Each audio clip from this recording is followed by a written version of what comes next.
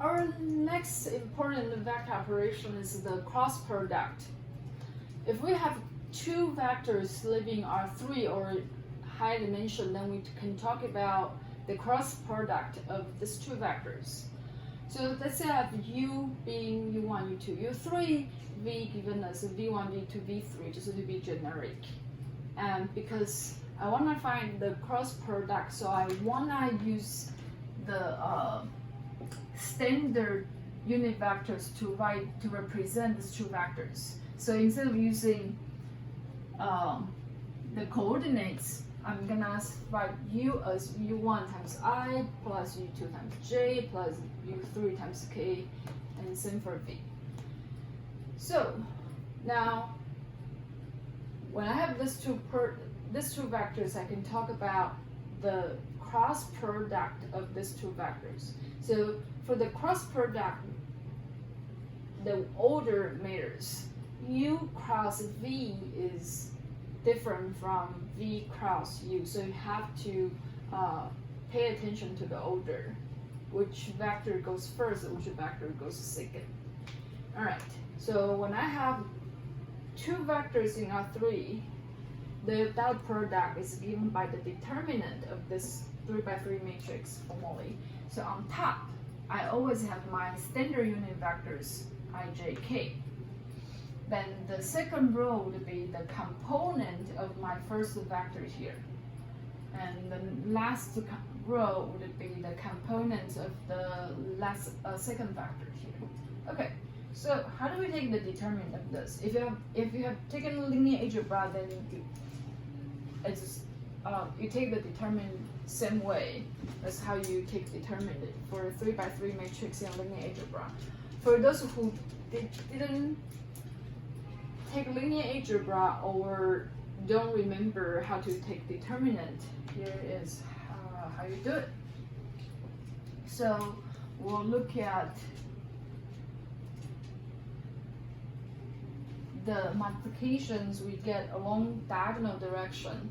So that's here, this is the first one. I get I and U2 and V3. So this is I, U2, and V3. The next one will be J and goes down there. Okay, so here this is empty, right? So what is in this circle? What's in this empty circle? Imagine you have another copy of exactly the same matrix. So if I have another copy here, I should have I, U1, and then what? V1. So I have J, U3, V1. So I can also say like, it goes down here. If you want that's what it is. Okay, so then the next would be this component and that component. So if we again have an identical copy here, what are these two empty circles? So that would be the U1 and the V2, right? So that's this. Okay, so U1 and V2, like that. We're not done yet. We have to take care of the other direction, the off-diagonal direction. So we're gonna do pretty much the same thing, except for off-diagonal direction, we will need to put an extra minus sign. So here, I gather whatever I see along the path, that's V1, U2, so V1, U2, and now it's minus sign. It's a minus sign. Okay. And here,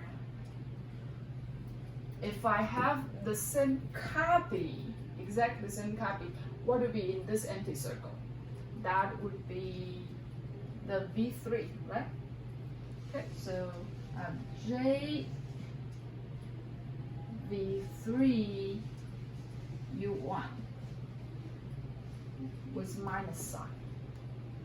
Okay, and for the I will have this here, this here. So what are the things in these two circles? If I have a identical copy right over here. So you can see this would be K, U3, V3, and J, U2, V2. So it's these two guys, right?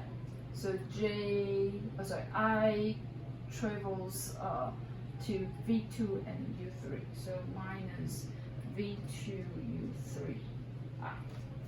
All right. Okay, so this is tricky. You definitely want to practice how to find the cross product of two vectors. And altogether, I'll have the I component is U2 V3 minus V2 U3 plus the J component, I have U3 V1 minus V3 U1. For the K component, I have U1 V2 minus V1 U2, like that. So this is my U cross V. Alright, so if you look at this formula, you see that for the cross product, when you do vector cross another vector, on the right hand side it still gives you a vector, unlike the dot product. If I have a vector dot another vector, I get a scalar. If I have a vector cross another vector, then I get a vector. Okay, so that is a basic difference between those two. All right, so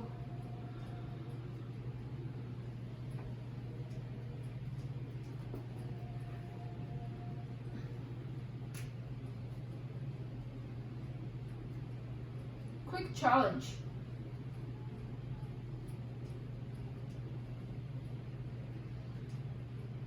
Can you find the vector I cross J using this formula? Okay, so do this now before you go ahead and watch another video.